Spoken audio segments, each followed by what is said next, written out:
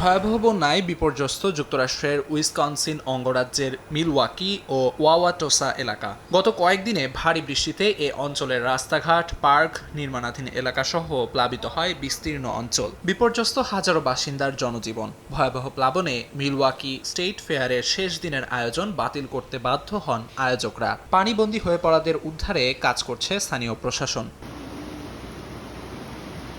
Mexico সিটিতে শনিবার থেকে ভারী বর্ষণ ও বজ্রপাতের কারণে বেশ কয়েকটি অঞ্চল প্লাবিত হয়। সামাজিক মাধ্যমে প্রকাশিত ভিডিওতে প্লাবিত রাস্তাঘাট, প্রবল স্রোতের ছবি দেখা গেছে। স্থানীয় সিভিল প্রোটেকশন কর্তৃপক্ষ জরুরি সতর্কতা জারি করে নিরাপত্তা নিশ্চিতে প্রয়োজনীয় পদক্ষেপ নিতে শুরু করেছে।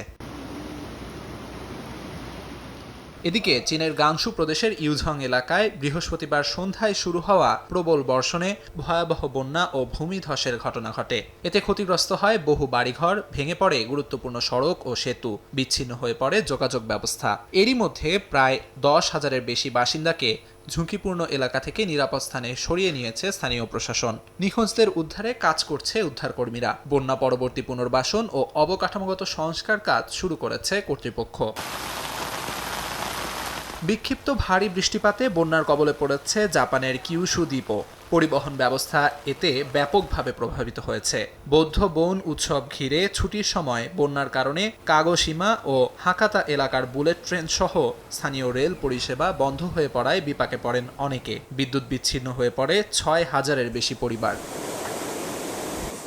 আমিরুল ইসলাম আলিফ, সময় সংবাদ।